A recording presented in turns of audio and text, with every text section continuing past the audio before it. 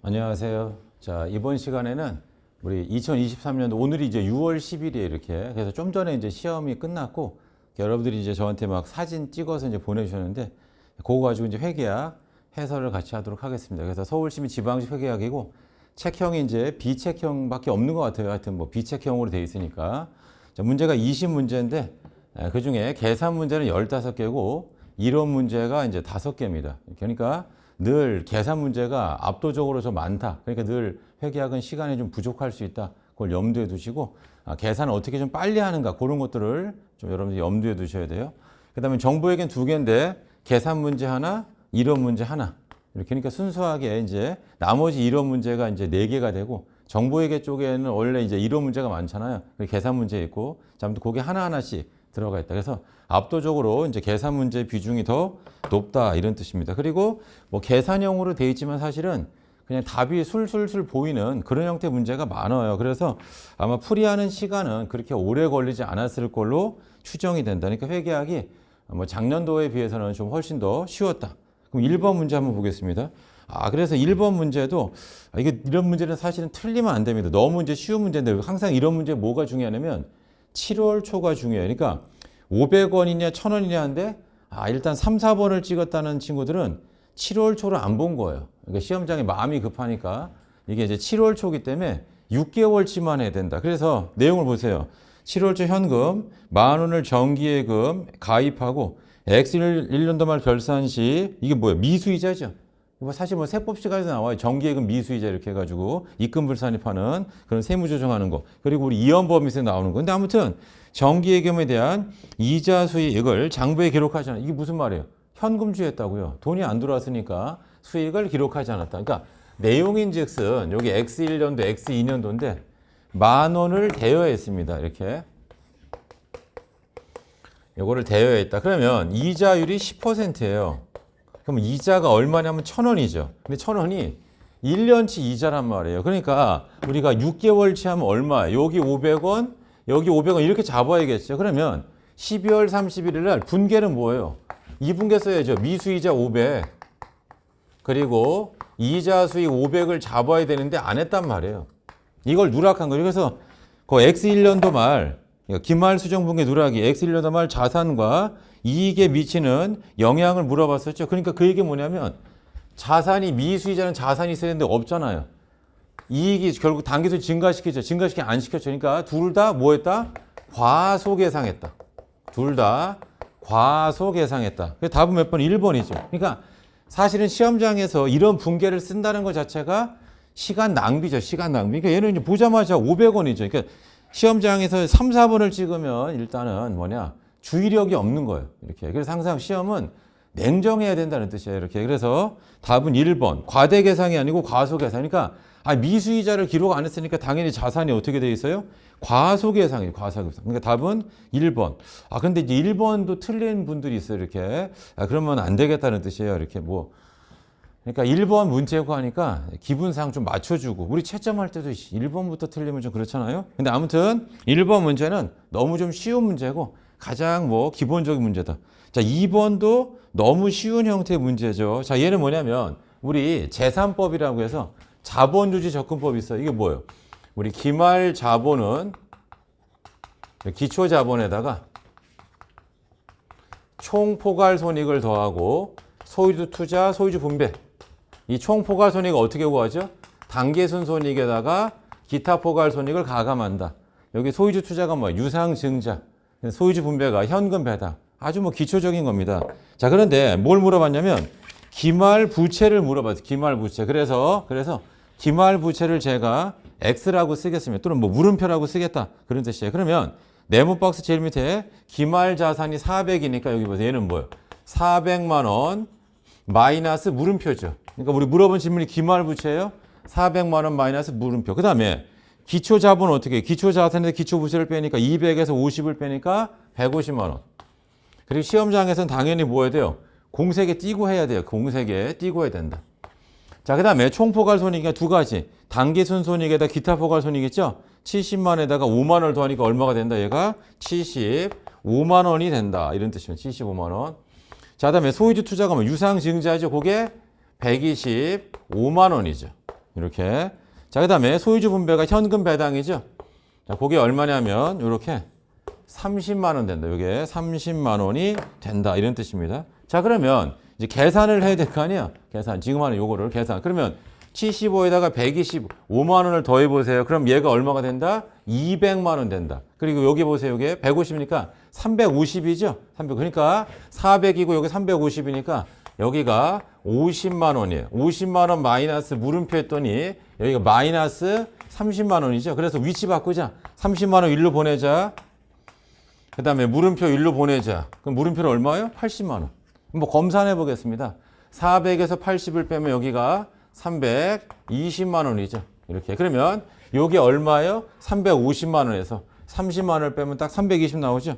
답은 1번에 80만 원. 그래서 뭐 1번 문제나 2번 문제는 뭐 시간이 거의 뭐 걸리지 않는 뭐 간단한 형태 문제고. 그 다음에 충격적인 건 또 3번 문제예요. 여러분 진짜 3번 같은 문제예요. 이걸 또 계산을 또 하신 분들이 있어요. 보자마자 답이 몇 번? 1번이죠. 우리 맨날 뭐 했어요? 표시이자율과 시장이자율 사이 관계 만기 3년. 그거 몇 번을 얘기했습니까? 수없이 많이 얘기했었죠. 그래서 거기 한국은 액면이 100만 원인데 자 밑줄 쳐보세요. 액면 이자율이 12%고 유효 이자율이 10%죠. 그럼 얘는 무슨 발행이에요? 할증 발행. 그러니까 다 100만 원보다 크다 그런 뜻이에요. 근데 만기가 3년이고 표시 이자율, 시장 이자율 차이 2% 나잖아요. 그럼 액면에 뭐예요? 5% 차이 나죠. 105%. 아니 우리 이런 거 했었잖아요. 자, 우리 기억 안 나요? 이렇게 기본적으로. 자, 표시 이자율 10%고 시장 이자율 12%면 여기 기본소 9,525, 95%. 이렇게. 그다음에 시장 이자율이 8%예요. 그럼 뭐예요? 1,515. 105%라고요. 이건 95%고. 그럼 여기 답이 될 수 있는 건 뭐밖에 없어요? 105만 원. 답 1번이에요. 그 답이 1번이라고요. 답이 1번이 된 답이 1번. 그러니까 3번을 저 선생님 시험장에서 3번을 계산했는데요. 그러면 이제 깊이 반성해야 된다. 그러니까 제가 늘 강조하는 게 이제 수험생 여러분들한테 본인이 풀고 있는 게 지금 올바른 풀이 방법인가를 항상 묻고 싶은 거예요. 그러니까 공부하는데 선생님 저 공부 열심히 하는데 열심히 하는 게 중요한 게 아니고 제대로 된 방향으로 그러니까 올바른 풀이 방법으로 공부를 하는 게 그게 중요하다고요. 그 방향이 잘못되면 열심히 하지만 그렇지만 그러니까 마치 뭐하고 똑같냐면 우리가 여기로 가야 돼요. 이쪽으로. 근데 본인이 열심히 이쪽으로 가고 있어요. 가면 갈수록 뭐 여기서 멀어지는 거 일로 가는 게 아니고 그러니까 무조건 선생님 저는 열심히 걷고 있습니다. 방향은 맞게 가고 있는 거예요? 라고 지금 몇 번을 이제 물어보는 거지. 그래서 3번 문제가 그냥 보자마자 답은 그냥 1번이 답은 1번. 1번 말고 답이 될 수 있는 게 없어요. 답은 그냥 1번 이렇게. 근데 굳이 부득불 하자면 또 이런 거 기억나죠? 빌린 돈과 갚은 돈과의 차이. 그게 총이자가 된다. 이 문제를 또 이렇게도 한번 풀어보겠습니다. 자, 우리가 빌린 돈과 갚은 돈과의 차이. 그러니까 보통 문제는 총이자를 물어봐요. 근데 이 문제는 뭐냐? 이거 총이자. 여기 나와 있는 총이자를 주고 빌린 돈이 빌린 돈이 발행가액이라고요. 이렇게. 그러니까 갚은 돈은 액면 100만 원에다가 표시이자가 얼마예요? 12만 원씩 3번이죠. 이렇게. 그러니까 이게 136만 원이고 이렇게. 그다음에 빌린 돈이 발행가액이에요. 그랬더니 총이자가 얼마냐면 총이자가 세 번째 줄 31만 263이죠.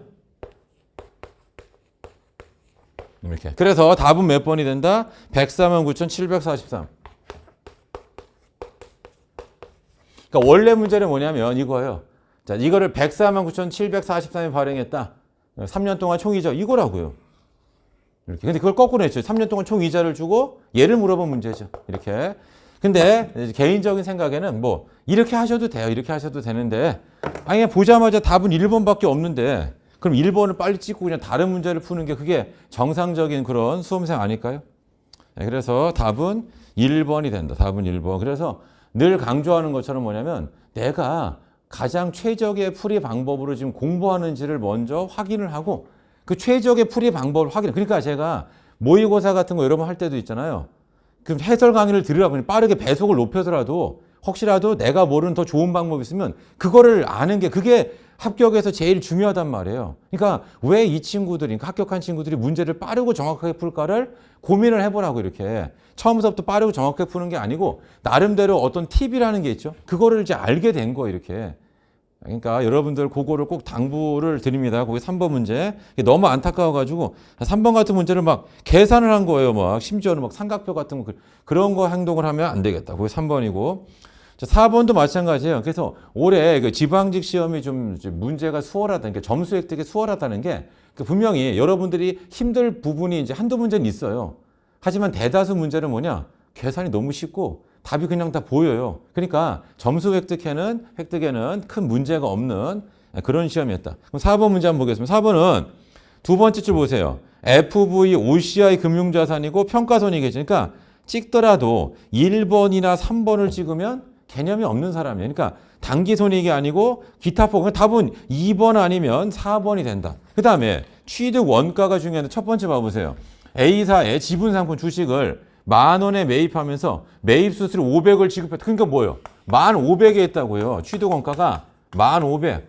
FV, OCI는 어떻게 한다고요? 매입가액에다 부대 비용을 더해야 되는 1,500. 그 다음 연말에 공정가치가 8,000이에요. 그럼 뭐예요? 2,500만큼 평가 손실이죠? 평가 손실. 그리고 얘는 기타 포괄손실. 그 답은 몇 번이? 4번이다. 답은 4번. 그러니까 1, 2, 3, 4번을 푸는데 뭐 걸리는 시간은 1분이 채 안 걸리는 게 그게 정상적인 수험생이다 그런 뜻이에요. 그러니까 가끔 가다 보면 선생님 저는 시간이 뭐 부족하고 뭐 왜 부족하겠어요? 그러니까 풀면 안 되는 방법으로 하니까 그런 거죠. 이렇게 풀면 안 되는 방법을 하니까 그렇다. 자, 여러분 5번도 마찬가지고 5번 이거 개정된 내용 아니에요. 5번이. 그러니까 우리가 1001호가 재무제표 표시가 되고 개정된다고 해서 우리 마무리 특강에서도 사실 뭐 우리 국어 마무리 특강 할 때도 제가 이제 말문제 있잖아요. 다 맞춘다 말문제. 거기 할 때도 첫 페이지에 있는 거예요. 첫 페이지. 그러니까 이 5번을 문제를 틀렸다면은 이거는 매우 깊이 반성을 해야 된다. 그래서 사실은 4번 지문을 보자마자 틀렸어요. 그냥. 그러니까 왜 틀렸냐면 얘는 개정돼서 이 문제항이 없어요. 그러니까 틀린 거고.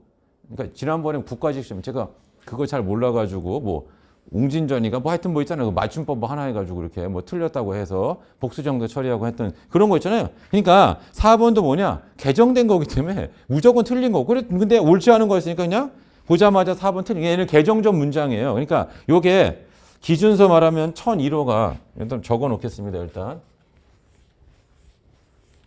그러니까 급하게 막 지금 오느냐고 제가 해설하고 해드리니까 그냥 써드리기만 할게요. 자, 우리 IFRS 있잖아요.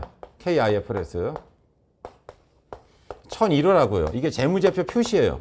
이렇게. 거기 가보시면 문단 몇 번이냐면 이게 73번 문단이고 우리 다 맞춘다 말문제 뭐 있잖아요. 거기 제일 첫 페이지에 있는 거예요. 왜냐면 이게 개정된 내용이니까. 그래서 거기 보시면 기업이 기존의 대출 계약 조건에 따라 보고기간을 적어도 12개월 이상 부채를 차원하거나 연장할 기대에 바뀌었어요. 그러니까 뭐냐면 연장할 걸 기대하고 있고 그런 재량권이 있는데 그게 바뀌었지 뭐예요? 기대하고 있고가 없어졌어요. 그러니까 그런 재량권 그걸 뭐라고 하냐면 써놓으세요. 거다가 연장할 권리가 있다면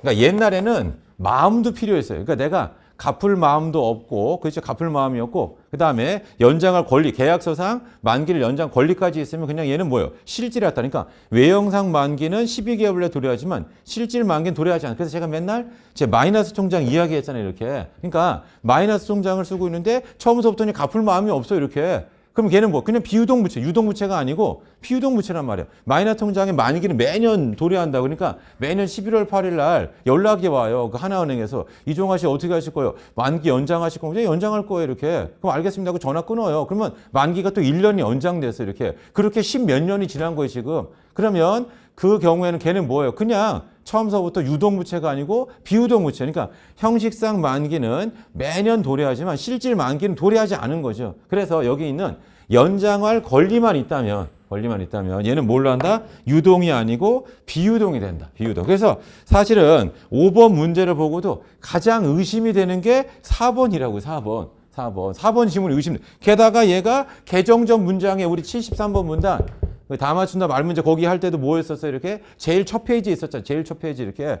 그러니까 요 개정전 문장 무조건 틀렸죠. 이렇게. 그러니까 만약에 이랬으면 어떨까? 이게 응진전인가? 하여튼 뭐 그것 때문에 5번에 만약에 답이 이제 1번이 뭐 틀렸어요. 그리고 4번은 맞는 걸로 했으면 아마 요것도 이의제기. 왜냐면 요게 틀린 거니까 바뀌었으니까. 그럼 이제 여기 회계에서도 복수 정답 나올 텐데. 근데 아무튼 이분이 그냥 마음을 좀 편안하게 해주려고 개정전 옛날 문장을 써놓지 않았을까 뭐 이렇게 생각하니까 보자마자 답은 4번이죠. 4번. 이렇게. 나머지까지 잠깐 보도록 하겠습니다. 자, 유동성 순서에 따른 거죠. 그러니까 유동, 비유동 구분법이 있고 유동성 순서에 따라 한다. 그래서 유동성 순서에 따라 하는 게 적합한 데가 금융회사예요. 은행에 있어서 대출금을 생각해 보시면 되겠어요. 그래서 유동성 순서에 따른 표시 방법을 적용할 경우 모든 자산과 부채는 유동성 순서에 따라 표시하지 일부만 하면 안 되고 이렇게 자산만 하면 안 되고 자산, 부채 모두 다 유동성 순서에 따라 해야 되고 그래서 이런 유동성 순서에 따라 하는 게 적합한 회사가 그게 동그라미 2번이에요. 금융회사라고 금융회사. 은행 같은데 금융회사와 같은 일부 기업의 경우에는 우리 오름차순이나 내림차순이죠. 유동성이 빠른 것부터 유동성이 늦은 것부터 뭐든 좋단 말이에요. 이렇게 내림차순이나 오름차순의 유동성 순서에 따른 표시 방법으로 자산 부채를 표시하는 것이 유동 비유동 구분법보다 더 신뢰성 있고 목적 적합한 정보를 제공한다. 그래서 웬만하면 뭐예요? 금융회사는 그냥 유동 비유동 구분법을 쓰지 말고 유동성 순서에 따라서 재무제표를 만들어라. 재무상태표를 만들어라. 이런 뜻입니다. 동그라미 3번 보겠습니다. 동그라미 3번은 기업이 명확히 식별 가능한 영업주기 내에서 재화나 용역을 제공하는 경우 재무상태표에 유동자산, 비유동자산, 유동부채와 비유동부채를 구분 표시합니다. 그래서 답은 4번이고 4번은 뭐다? 개정전 문장이다. 그러니까 이 5번 문제를 틀린 분들은 조금 반성하라. 왜? 그냥 보자마자 이게 개정됐다고 이게 개정된 내용이니까 이걸 틀렸다는 거는 이제 조금 준비가 덜 돼 있다. 이렇게 보시면 돼요. 그거에 5번이고요. 자, 그 다음에 이제 우리 6번 문제 보겠습니다. 6번. 종이도 엄청 크잖아요. 그죠? 인쇄 이렇게 해가지고 여러분 사진 보내준 거. 예. 그래서 결론 뭐냐 잘렸어요. 지금 앞에도 평균법이 이거 좀 잘려가지고 제가. 근데 아무튼 문제 한번 같이 또 보겠습니다. 이렇게. 보내준 것만 해도 감사하죠. 이렇게 시험지. 제가 답도 다 올려드렸잖아요. 이렇게 해가지고. 자, 거기 보시면 평균법을 이용한 종합원가 계산을 적용하는 한국은 공손품 검사를 공정에 50% 시점에서 수행하고 검사 시점을 통과한 수량의 10%를 정상 공손 허용하죠. 이게 뭐예요? 맨날 하던 거죠. 이렇게. 자, 자암과 왔을 때 그냥 뭐예요? 정상 공손 수량과 비정상 공손 수량이죠. 아주 그냥 초급, 기초적인 문제다. 자, 우리 WIP 이렇게 돼 있으면 기초 제공품이 800개입니다. 그 다음에 단기 착수량이 4,200개. 여기가 총 5,000개라고요. 오른쪽도 5,000개가 이렇게 돼야 될 거 아니에요. 자, 이때 완성이 3,500개. 기말 제공 미완성이 이렇게 1,000개죠. 그럼 4,500개니까 공손품이 500개라고요. 근데 얘가 두 가지예요. 정상 공손이 있고 비정상 공손이 이게 몇 개냐? 이게 몇 개냐? 이런 뜻입니다. 자, 그러면 우리가 제일 위에 보면 평균법을 이용하죠. 그게 현혹 자료라고요. 무슨 말이냐면 불량품은 무조건 선입선출법으로 구한다는 뜻이에요. 왜냐하면 전년도에 검사한 걸 올해 또 검사할 이유가 없잖아요. 그러니까 불량품 검사는 무조건 선입선출법을 한다. 그러니까 이 3,500개를 800개와 2,700개로 나누고 이 800개의 완성도가 80%라고요. 기말 제공품 60%예요. 자, 그러면 여기가 0%에서 여기 100%입니다. 그리고 검사 시점이 두 번째 줄 50% 시점에서 검사를 하는 거죠. 자, 그러면 이제 제가 해볼게요. 여기 나와 있는 기초 제공품은 80%니까 얘는 전기에 검사했죠. 이번 기회에 검사 안 했다. 다음에 2,700은 단기 착수 완성이니까 당연히 이번 기회에 검사했고요. 얘는 합격품이 아니고요. 기말 제공 60%니까 이렇게 됐죠. 올해 검사를 했다. 따라서 이번 기 검사 시점을 통과한 합격품 몇 개예요? 3,700개고 거기에 10%. 그러니까 얼마가 된다? 370개가 정상 공손. 비정상은 몇 개예요? 130개죠. 답은 2번. 그러니까 요거 뭐 종합원가에 관련된 거고 공손 수량 구하는 거니까 이런 문제 틀리면 안 되죠. 이거는 뭐 가장 기초적인 거니까 실수를 하면 안 된다. 그래서 품질 검사 시험을 통과한 합격품의 몇 퍼센트? 10%가 뭐 정상 공손이 된다. 뭐 가장 기초적인 거. 요거. 그리고 첫 번째 줄에 보면 선생님 이거 평균법인데요. 제가 말씀드렸잖아요. 우리가 원가 계산, 그 다음에 뭐 하는 거예요? 우리 이게 1단계가 이제 물량을 파악하고 2단계가 완성품 환산량, 그 다음에 3단계가 원가 결정해서 5단계 있잖아요. 그리고 공손 있으면 6단계까지 간다. 왜냐하면 정상 공손을 완성품과 기말정품에 안분하는 과정까지 있으니까. 근데 중요한 건 뭐냐면 그 원가 계산을 할 때 필요한 게 평균법이고요. 정상 공손 수량을 구할 때까지는 뭐가 된다? 무조건 선입선출법인 걸로 계산해야 된다. 그래서 거기 첫 번째 줄에 있는 평균법은 의미가 없는 자료다. 그러니까 여기를 3,500개하고 4,500개 해서 450개 찍으면 안 되니까 분명히 4번 찍은 사람이 있다고. 그러면 안 돼요. 그건 개념이 없는 거예요, 지금. 그러니까 뭐냐면 얘는 정상 공손, 비정상 공손 있죠? 요거 할 땐 무조건 선입선출법. 그러니까 공손 수량 구할 때까지만 이거 하고 그다음에 원가 계산할 때는 그냥 그대로 3,500개로 가는 거예요. 근데 아직 우리 시험에는 거기까지 나온 적은 없더라. 이런 뜻입니다. 그거 몇 번이죠? 그게 6번 문제, 6번 문제. 거기 6번 문제. 자, 이제 7번 문제가 정부회계인데 역시 이 7번 문제 정부회계도 아주 쉽게 나왔죠. 그러니까 우리 작년도에는 어땠어요? 국가에게 예규가 나왔단 말이에요. 그래서 제가 막 예규 특강도 했잖아요. 근데 예규 특강은 뭐라고 했어요, 여러분? 웬만하면 그냥 그 예규 특강 듣지 말고 그냥 앞에 있는 거 기본적인 거 역시 또 똑같이 기본적인 것만 나왔다. 그러니까 사실은 작년도에 예규에서 낸 사람이 이상한 사람이죠, 이렇게. 그러니까 출제자가 그냥 수험생을 늘 생각한다면 전 늘 그래요. 그러니까 수험생들을 생각하면서 문제를 내야 되는데 그러니까 이게 만약에 수능이나 이렇게 했으면 부모님들이 가만 안 있겠죠. 이렇게 왜 쓸데없이 이렇게 범위, 그러니까 정부에게도 그게 범위가 뭐예요? 그러니까 명확하게 정부회계 안에서 어떤 법, 예를 들어서 국가회계 기준에 관한 규칙 또는 뭐 국가회계법 뭐 이 정도로 그 범위를 정하고 그다음에 이게 서울시나 지방직 시험이면 뭐예요? 그럼 국가회계는 안 내고 지방회계 쪽에서만 낸다든가 뭔가 범위를 정해주면 좋잖아요. 근데 그게 아니고 그냥 과목은 뭐예요? 정부회계 이렇게. 그래서 그런 것들이 좀 사실은 좀 똑바로 좀 가야 되는데 그렇지가 않더라. 쓸데없이 이제 에너지 낭비죠, 이렇게. 자, 아무튼 몇 번에 이거 7번 문제 보겠습니다. 자, 지방자치단체 회계 기준에 관한 규칙에 대한 설명으로 옳은 것은 이렇게 나와 있는데 자, 얘는 뭐냐면 우리가 정부회계 공부할 때 어떻게 했었죠? 자, 제일 먼저 정부회계하고 기업회계랑 차이 이거 잘 써놨는지. 뭐냐면 KIFRS하고 정부회계하고의 차이를 물어보는 문제 또는 정부회계 내에서도 국가회계가 있고 지방회계가 있잖아요. 그죠? 그 차이를 물어보는 그럼 거기 1번 맨날 나와 있었죠. 유동, 장기, 차입 부채, 장기 충당 부채, 기타 비유동 부채는 얘라고요.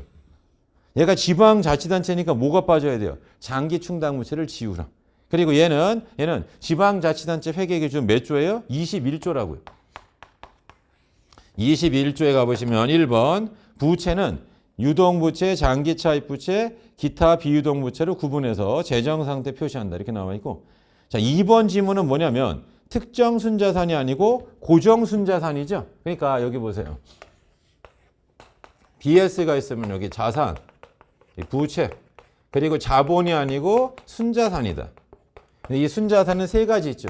고정 순자산, 그리고 특정 순자산, 이렇게, 그리고 일반 순자산, 이렇게 세 가지가 이렇게 돼 있는데, 자, 문제는 뭐냐면 거기 나와 있는 이건 특정 순자산, 고정 순자산이에요. 그리고 모두 빠졌어요. 거기 일반 유형 자산도 빠졌죠. 그러니까 원래 문장은 이게 25조예요. 25조.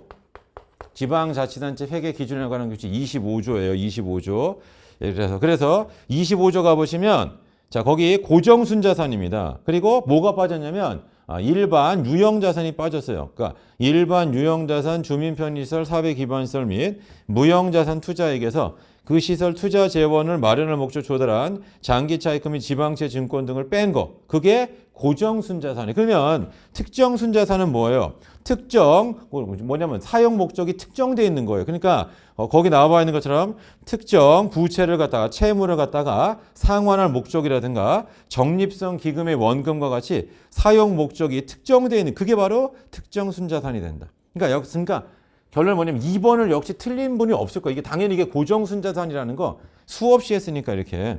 그 다음에 답은 3번이에요. 부채 가액은 회계실제가 지급 의무를 지는 채무액을 말하며 채무액은 이 규칙에서 정하는 것을 제외하고는 자, 동그라미 쳐보세요. 만기 상환가액이죠. 얘는 국가회계도 있잖아요. 부채는 원칙이 뭐라고요? 만기 상환가액. 답은 3번이다. 그리고 얘는 몇 조냐면 53조예요. 53조가 만기 상환가액. 53조. 그 다음에 4번 지문은 교환 거래가 아니고 비교환 거래가 된다. 그러니까 교환 거래는 서비스 제공이 끝나고 뭐 이런 식이란 말이에요. 근데 여기는 비교환 거래에 의한 비용이에요. 비교환 거래에 의한 비용. 그래서 거기 B자를 집어넣으셔야 됩니다. 가치 이전에 대한 의무가 존재하고 금액을 합리적으로 측정할 수 있어 인식한다 이렇게 나와 있고 써놓으세요. 그게 28조예요.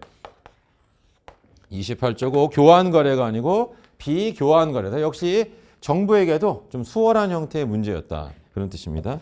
자, 이제 8번 문제. 자, 8번 좀 별표를 치시고 선생님 좀 8번 어려웠는데 그러면 안 돼요. 8번은 이미 기출됐어요. 영업 레버리지도 돌이라고 하는 거. 그리고 얘는 뭐예요? 공원이익 손익계산서 기억나시죠? 제가 써보겠습니다. 우리 CMIS라고 했어요. 공원이익 손익계산서 어떻게 되어 있어요? 매출액에서 변동비를 빼면 공원이익.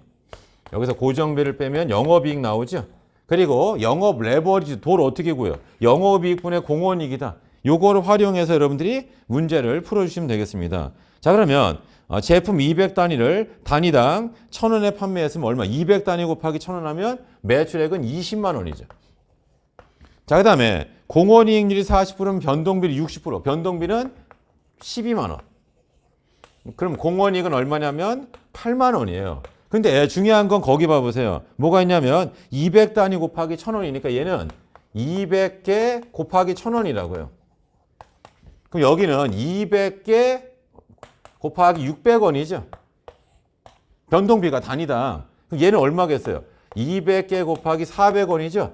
이 400원이 뭐 요게 UCM이라고요.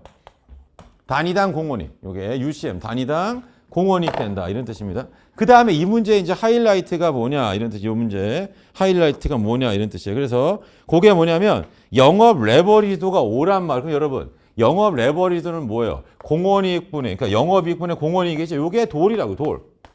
요게 5가 돼야 된다. 그러면 여기는 얼마가 되냐? 16,000이 돼야 돼. 여기는 16,000. 그러니까 16,000 곱하기 5를 하면 8만 나오는 거지. 그러면 여기 고정비가 64,000이라고요.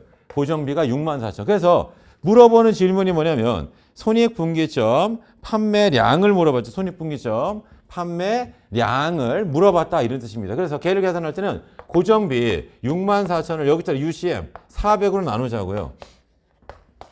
그러면 몇 개가 나온다? 160개가 나온다. 그러면 몇 개가 나온다? 160개가 나온다. 이런 뜻입니다. 이렇게. 그래서 뭐 이렇게 어렵지 않잖아요. 그러니까 답은 몇 번이 되냐? 거기 나와 있는 그 단위 보면 4번 있죠? 그래서 몇 개가 된다? 손익분기점 판매량은 160단위가 된다. 손익분기점 판매량은 160단위가 된다. 이렇게 보시면 되겠습니다. 됐죠? 어렵지 않잖아요. 그래서 이 문제가 선생님 좀 어려웠는데 이러면 조금 이제 반성을 해야겠다 이런 뜻입니다. 반성을 하라. 그래서 제가 이제 강조 드리는 게 저는 이제 여러분들을 이제 보면 누가 이제 조금 먼저 합격하고 조금 늦게 합격하고 다 보잖아요. 근데 결국은 다 합격을 해요.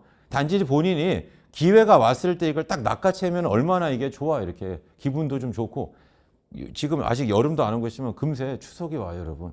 추석 때 부모님들한테도 그렇고 그 효도하는 게 뭐예요? 저 뭐 공무원 합격하고 이렇게 지금 뭐 공무원 인기가 좀 시들하다 하지만 그래도 부모님들한테는 그거만큼 좋은 효도가 없다 이런 뜻입니다. 이렇게. 그래서 지금도 뭐냐면 막 이제 처음 출근하는 그런 분들이 있어요. 그러니까 작년도 이제 서울시 합격한 친구들 중에는 아직도 임용이 안 돼서 이제 지금 임용해서 다음 주 출근하는 친구들이 있으면 이제 부모님하고 같이 가서 출근복 그거 옷 맞추는 거예요. 그래서 저한테 막 사진 보내주고 제가 이제 거기도 문자 뭐라고 써요. 이게 부모님한테 큰 효도. 그거만큼 사실 부모님이 그 뿌듯한 순간이 어디 있겠어요. 이렇게. 그러니까 여러분들이 그거를 좀 그걸 생각하시면서 시험에 있어서 열심히 좀 하자. 그리고 중요한 건 뭐냐면 자기의 어찌 보면 이제 부족한 거 이거를 좀 냉정하게 여러분들이 빨리 반성을 해야 돼요. 이렇게. 그러니까 제가 이제 뭐냐면 여러분 뭐 깊이 반성하세요. 뭐 개념에서 얘기하는 게 뭐냐면 어느 정도 좀 자극을 받고 변화를 해야 된다고. 그러니까 변화를 안 하면 안 돼요. 뭔가 좋은 게 있으면 그걸 내가 빨리 받아들여야지. 우리 마치 여러분 그 뭐 조선시대 그 말 구한말 시대 뭐 쇄국정치에서 좋은 문물이 있는데 그거를 막 막아서는 느낌을 저는 받는 거예요.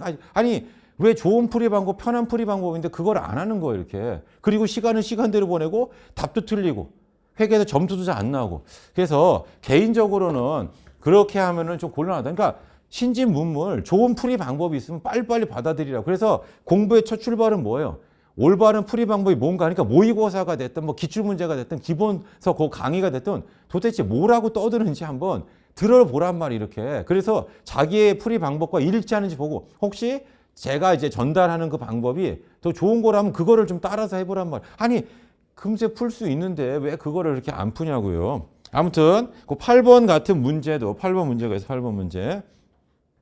여기 나와 있는 이 8번 문제 같은 경우에서도 이제 손쉽게 여러분들이 문제를 좀 풀어줘야겠다 이런 뜻입니다. 그거 한번 보시고 자 그다음에 오른쪽 이제 9번 문제 보겠습니다. 9번. 자 9번 문제도 어렵지는 않지만 실수하기가 좋아요. 9번 같은 문제가. 그러니까 9번 같은 문제는 조금 이제 차분하게 문제를 풀어야겠다. 특히 이제 뭐 잔존 가치라든가 이런 것들을 잘못 계산하면 곤란하다 이런 뜻입니다. 자, X1년 10월 초죠. 그 10월 초 동그라미. 이분이 이제 그걸 좋아하는 거예요. 1번 문제도 7월 초. 여기도 10월 초니까 3개월치만 생각을 하셔야겠다 이런 뜻이에요. 여기 X1년도, X2년도인데 여기 10월 초에 얼마 주고 샀냐면 10만 원 주고 샀다.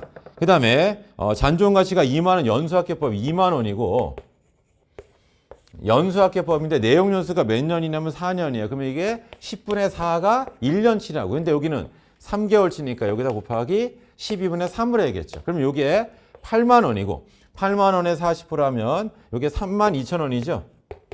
거기다가 12분의 4는 4분의 1이잖아요. 3만 2천 4로 나면 여기가 8천 원이다. 말이 길었어요. X1년도 감가상각비는 얼마다? 8천 원. 그러면 10만에서 8천을 생각하면 이 시점의 가액은 9만 2천 원이라고요. 그런데 뭐가 있냐면 세 번째 줄 봐보세요. X년도에 3만 원만큼 자본적 지출이 있죠. 그러니까 자본적 지출이 있으면 자산 장부 가액을 증가시켜라 이런 뜻입니다. 자 그리고 잔존 가치가 5만 원으로 바뀌었어. 아까 2만 원인데 잔존 가치 5만 원 바뀌었고요. 그 다음에 내용 연수가 어떻게 되냐면 독해를 잘 하셔야 되는데 X2년 1월 초 이렇게 했죠. 기계장치 내용 연수가 10년이죠.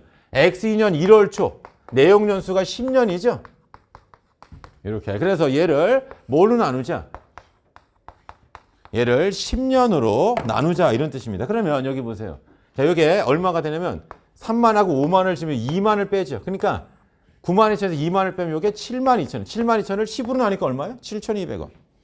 답은 1번에 있는 7,200원. 답은 1번에 있는 7,200원 된다. 그래서 9번은 어려운 게 아니고 여기 있잖아요. 우리 늘 했던 거. 뭐냐면 감가상각 방법 변경, 추정의 변경 이런 거 다 추정치 변경이니까 뭘로 한다? 전진법으로 해결해야 돼. 그래서 첫 해년도는 8,000원 상각 그리고 연수학계법. 그 다음에 정액법으로 바뀌었죠. 근데 자본적 지출이 있었고 잔존 가치가 바뀌었어요. 내용 연수도 물론 바뀌었죠. 이렇게 해가지고.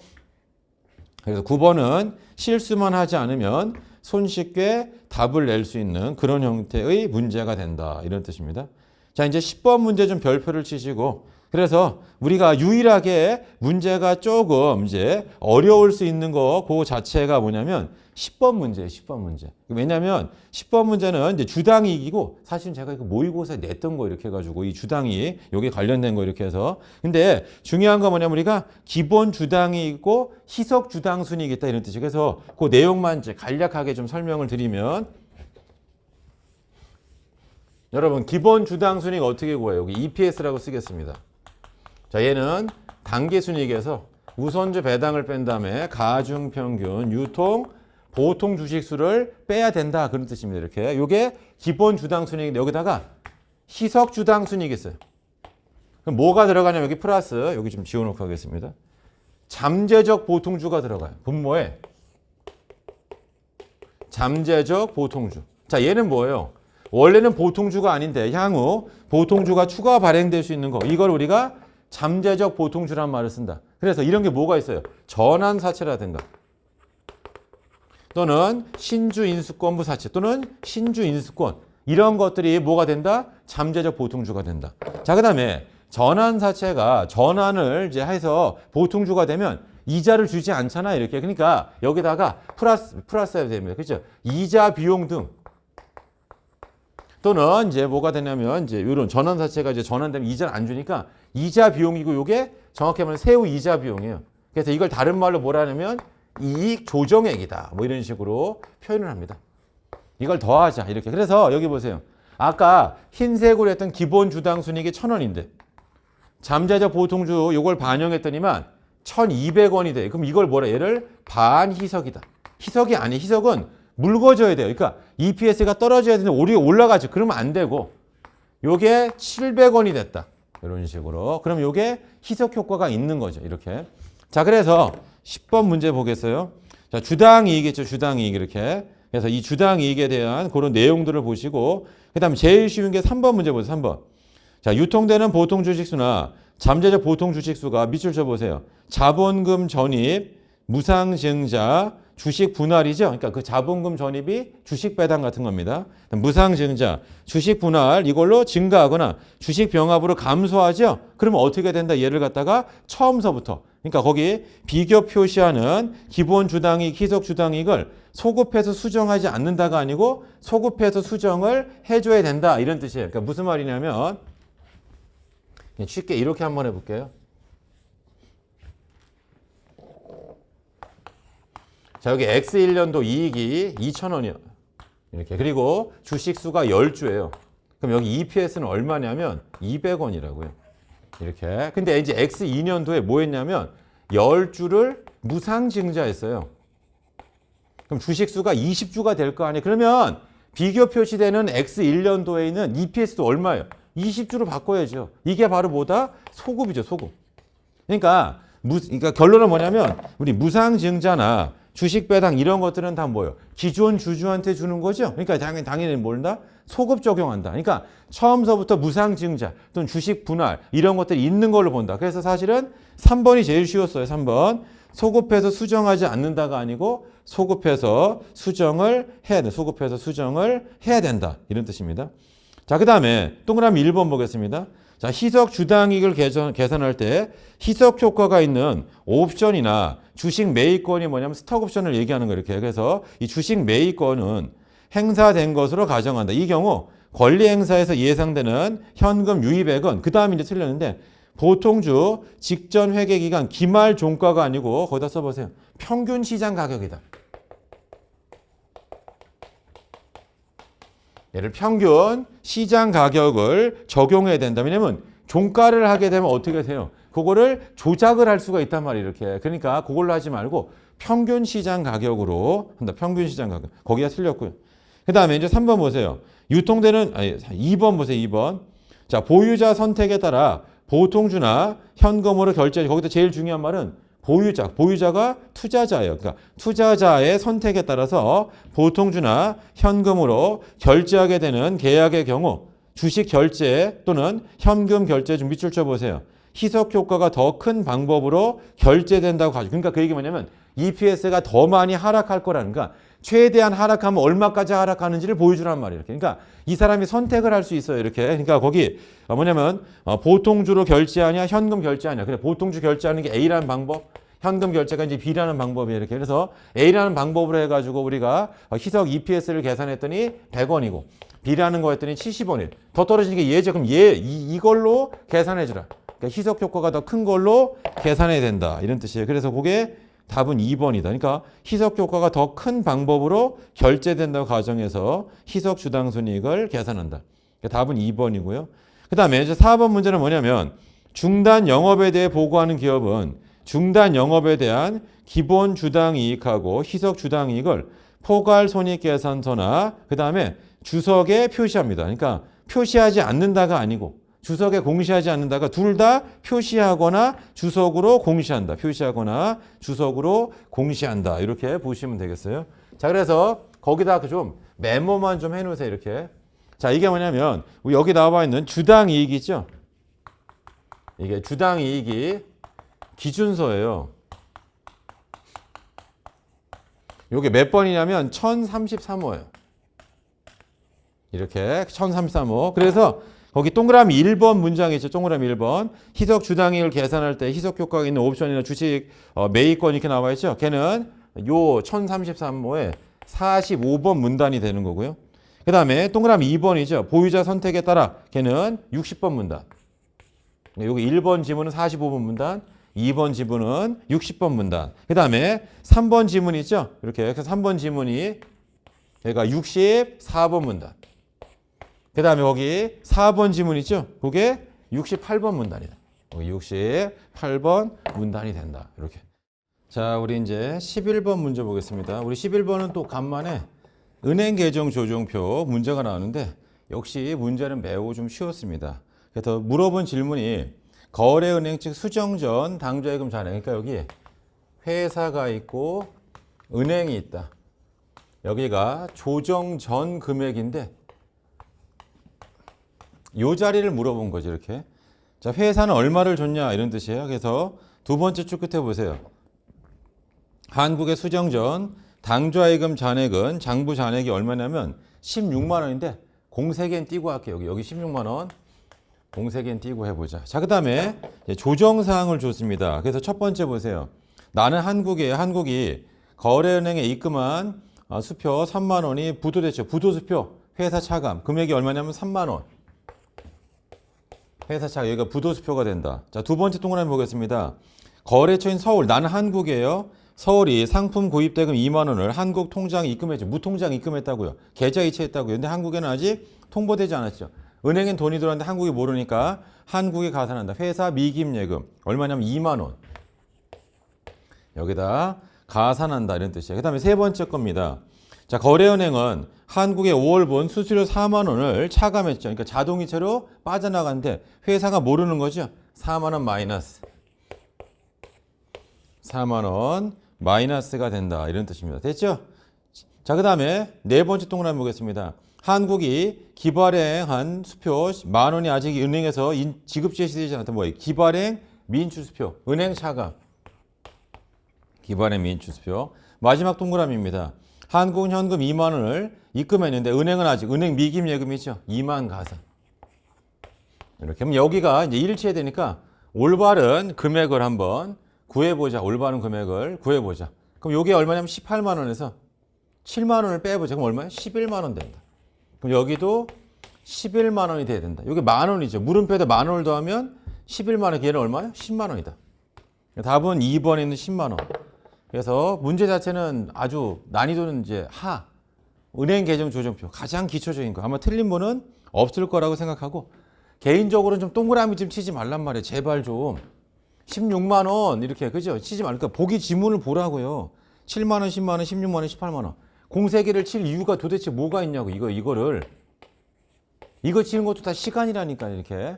그러니까 우리 숫자 배열만 빠르게 찾으면 돼. 이게 오히려 그걸 안 쓰는 게 계산이 훨씬 더 정확합니다. 이렇게.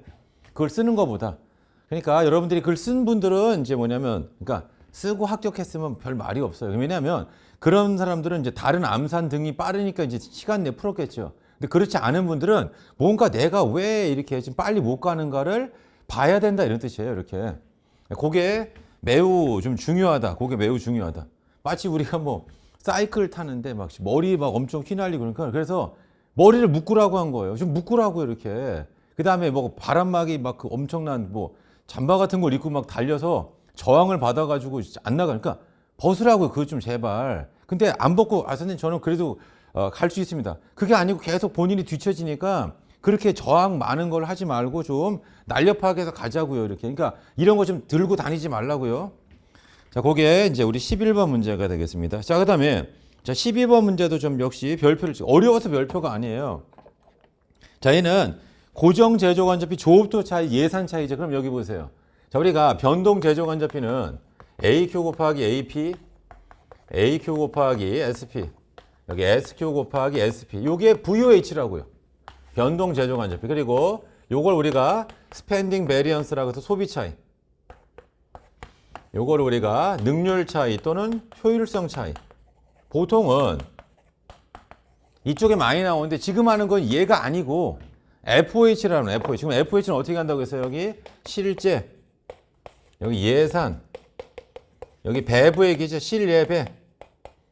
요게 FOH가 된다. 그리고 실제와 예산과 요게 예산 차이예요. 그래서 개인적으로는 질문을 예산 차이와 조업도 차이를 물어봐야 그게 좀 좋은 분이죠. 근데 이분은 일부러 실수를 막 유발하는 거예요. 그래서 조업도 차이 이거 그렇죠. 조업도 차이를 그러니까 예산 차이, 조업도 차이 이렇게 물어보면 좋은데 조업도 차이와 예산 이거 실수만 안 하면 되고 그다음 여기 예산은 어떻게 돼요? BQ 곱하기 SP죠. 기준 조업도. 배분은 SQ 곱하기 SP죠. 이걸 다 줬다고요. 그럼 숫자를 그대로 한번 적어보도록 하겠습니다. 자, 거기 보시면 자 기준 조업도 이제 두 번째 줄 기준 조업도 써놓은 그 만 시간이 BQ예요. 여기 요 BQ 요게 만 시간이라고요. 이렇게.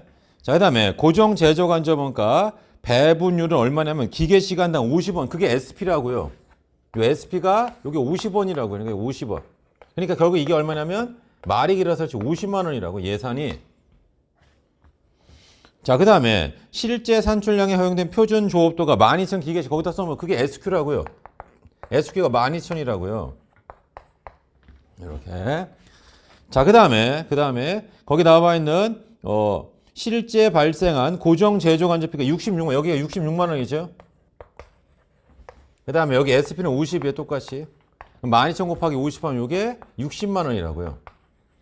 조업도 차이는 얼마예요? 10만 원이고 왼쪽이 작으니까 favorable, 유리한 차이다. 이런 뜻이. 그리고 사실은 얘만 봐도 유리한 차이예요. 예산상은 10,000시간 하려고 했는데 12,000시간이죠. 훨씬 더 효율적으로 했잖아요. 그죠? 그러니까 얘는 뭐가 된다? 유리한 차이가 된다. 그 다음에 예산 차이는 어떻게 돼요? 16만 원 더 나왔죠. 불리한 차이. 그래서 물어본 질문이 예산 차이, 조업도 차이가 아니고 조업도 차이, 예산 차이. 그러니까 조업도 차이는 10만 원 유리하다. 그게 답이 3번이네요. 답이 3번. 그 다음에 예산 차이는 16만 원 불리한 차이다. 이거 아주 초급적이시니까 이 문제를 틀리면 안 되겠다. 이거 왜냐면 표준원가의 가장 기본적인 거니까. 고정 제조 간접비는 실제 예산 배부액으로 한다. 이렇게. 그리고 특히 이제 중요한 게 대부분 물어보는 게 조업도 차이죠. 조업도 차이. 조업도 차이는 뭐라고 했어요? 고정 제조 간접비 예산은 50만 원이라고요. 그리고 그때 기준 조업도가 얼마냐면 10,000시간이에요. 10,000시간일 때 50만 원. 이렇게. 그래서 시간당 얼마냐면 50원씩 배부를 하는 거죠. 그래서 요게 흰색이 예산선이고 요게 배부액이라고요. 배부. 그럼 12,000시간을 했으면 배부액이 얼마? 요게 60만 원이죠. 이렇게. 그럼 여기 10만 원만큼이죠. 요게 바로 조업도 차이인데 뭐다? 유리한 조업도 차이. 유리한 조업도 차이. 그러니까 요쪽에가 유리한 조업도 차이. 요거는 불리한 조업도 차이가 된다. 뭐 아주 기초적인 거죠. 그거 보시고. 자, 다음에 13번 문제. 요거 좀 별표를 치시고. 여러분 이거 13번 문제. 우리 기본 강의 시간에도 여러 번 했었는데 여기 보세요. 이게. 자, 재고 자산은 기초 재고에다가 단기 매입이에요. 그럼 이게 장부상 기말 재고예요. 여기 매출원가가 된다. 근데 뭐라고 했어요? 이 장부상 기말 재고는 수량 곱하기 단가라고 했죠. 그래서 장부상 수량과 실제 이게 바로 감모 손실이에요. 그래서 이 기말 재고에서 색깔로 빼보면 여기서 감모 손실을 빼내요. 그리고 이 감모 손실이 두 가지예요. 정상 감모 손실이 있고 비정상 감모 손실이 있다. 그럼 정상 감모 손실은 매출원가에 가고 여기가 비정상 감모 손실이라고요. 그 다음에 뭐가 나오냐면 순실현 가치가 나와요. 여기 순실현 가치, 여기 NRV. 그럼 요게 평가 손실이죠. 여기서 평가 손실을 빼요. 그럼 여기 평가 손실 이렇게 더하는 거죠. 이게 기본 모델이란 말이에요. 그러면 문제가 어떻게 되냐면 여기 기초에다가 매입을 더한 거에다가 매출원가인데 얘는 정상 감모 손실하고 평가 손실을 반영한 후에 매출원가. 그리고 비정상 감모 손실하면 이 기말 재고는 뭐 얘라고요. 감모 손실과 평가 손실을 반영한 후에 기말 재고죠. 그러면 이 문제를 보는 순간 이게 떠올라야 되죠. 그럼 여기다가 그대로 한번 넣어보자. 이쪽에다 한번 그대로 한번 넣어보겠습니다. 아니 이 문제를 여러분들 어려워하면 어떻게 해요 이거를. 그래서 물어본 질문이 뭘 물어봤어요. 물어본 질문이 한국의 재고 매입액이죠. 얘를 물어봤대요. 얘를. 그럼 그대로 써볼게요. 그대로 여러분. 여기 재고 자산에 이 자리가 얼마냐를 물어본 거예요. 자, 기초재고를 줬어요. 기초재고가 5만 원이라고요. 오케이. 그 다음에 거기 네모 박스 보시면은 밑에도 두 번째 칸에 손익계산은 매출원가인데 매출원가 어떻게 되냐면 제일 위에 보세요. 가로. 재고자산 평가 손실하고 원가 속에 있는 감모 손실이죠. 그게 뭐예요? 정상 감모 손실은 매출원가에 포함하는 거죠. 그러니까 요게 얼마라고 줬어요? 거기가 65만 1,000이라고 줬죠. 그럼 여기 뭐가 들어가야 돼요? 비정상 감모 손실. 감모 손실 중에 비정상. 그러면 네모 박스 보세요. 장부상 수량은 110단인데 여기 110단인데 실제 수량은 몇 단이에요? 100단이죠. 그러니까 10개가 없어졌다고요. 그 다음에 취득원가를 곱해야 될 거 아니에요. 감모 손실은 취득원가가 얼마나 1,000원이에요. 1,000원. 그럼 얼마죠? 이게 10,000원이라고요. 그런데 거기 보시면 몇 퍼센트가냐면 네모박스 밑에 보세요. 감모 손실의 40%가 원가성이 있는 게 아니고 40%가 원가성이 없더라. 40%가 원가성이 없더라 이런 뜻입니다. 그럼 그걸 잘 기억하셔야 되니까 재고자산 감모 손실 중 4,000원만큼 만 원 중에서 4,000원이 비정상이고 6,000원은 정상이에요. 우리가 필요한 건 이 비정상 4,000원이라고요. 그러면 이 자리는 뭐예요? 감모 손실, 평가 손실을 반영하는 기말 재고죠. 그럼 기말 재고 실제 수량에다가 NRV를 곱해줘. 실제 수량에다 NRV. 그러면 거기 NRV가 얼마라고 줬어요? 950이라고 줬죠. NRV가 950원 여기가 실제 수량은 100개. 그러니까 950원짜리 100개니까 얘가 95,000원이라고요. 얘가 95,000원이 된다. 이게 95,000원이 된다. 이런 뜻입니다. 그럼 여기를 더해보면 65만 5천에다가 95,000을 더하죠? 그럼 얼마가 돼요? 75만. 얘가 75만이라고요. 그럼 얘는 얼마가 된다? 70만이죠. 네, 그래서 답은 몇 번이 된다? 3번에 있는 70만이 된다. 답은 그래서 3번에 있는 70만이 된다. 그러니까 이거는 여러분 우리 수업 시간에서 수없이 했잖아요. 수없이 뭐예요? 기초재고에다 단기 매입인데 우리 매출원가를 구할 때 어떻게 한다고 해서 기초 매입에다가 그 다음에 감모 손실, 평가 손실을 반영한 후에 기말 재고와 비정상 감모 손실을 빼면 그게 매출원가라고요. 그게 매출원가 맨날 하던 거 이렇게. 근데 이 문제는 얘를 주고 얘를 물어봤죠. 다음 시험 문제는 뭘 주겠어요? 매입 75, 여기 매입 70만 원을 주고 매출원가가 얼마인가를 물어보겠죠. 그럼 얼마? 65만 1천. 그럼 걔는 어떻게 구하면 돼요? 기초재고 매입이죠. 합치면 75만에서 감모 손실, 평가 손실을 반영하는 기말 재고 9만 5천 하고 비정상 감모 4천을 빼라고. 그럼 얼마 나와요? 65만 1천 나오죠. 65만 1천.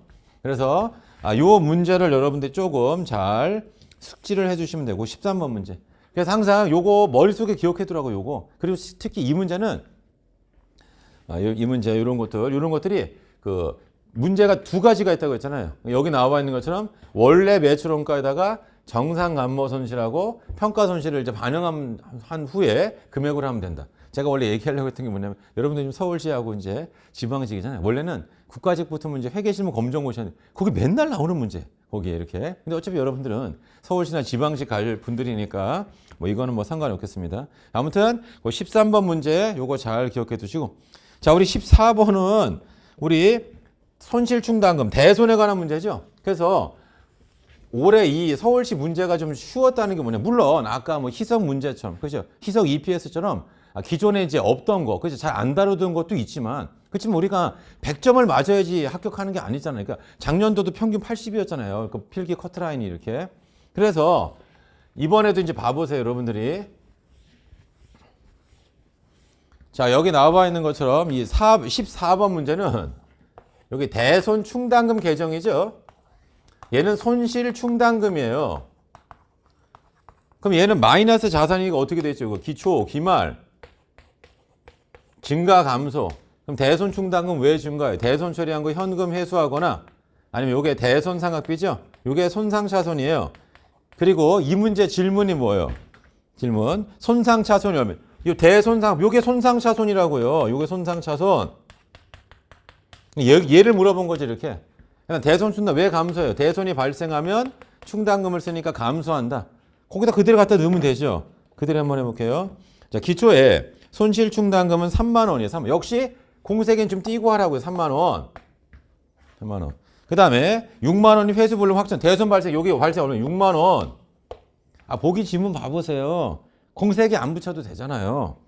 자, 그 다음에 세 번째 동그라미 보세요. 기말에 매출 채권에 대해서 추정한 기대 신용 손실에 거기다 써. 그게 기말 대손 충당금, 기말 손실 충당금이죠. 그게 2만 원이라 2만 원. 기중에 현금 회수한 건 없고요. 그럼 여기가 8만 원이니까 얘는 얼마에 5만 원이죠. 그게 답이 5만 원. 답이 3번에 있는 5만 원.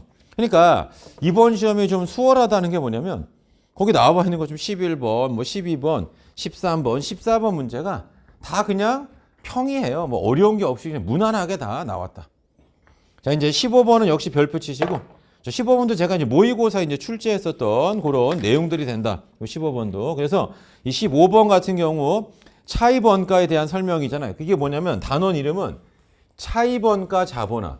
자, 우리 이자 비용 자산 처리하는 거 있죠? 우리 적격 자산에 대한 그런 내용이 된다. 근데 우리 시험 문제는 대부분 다 계산 문제만 줬다면 우리 시험은 대부분 다 계산 문제. 근데 얘는 뭐냐면 이런 거예요.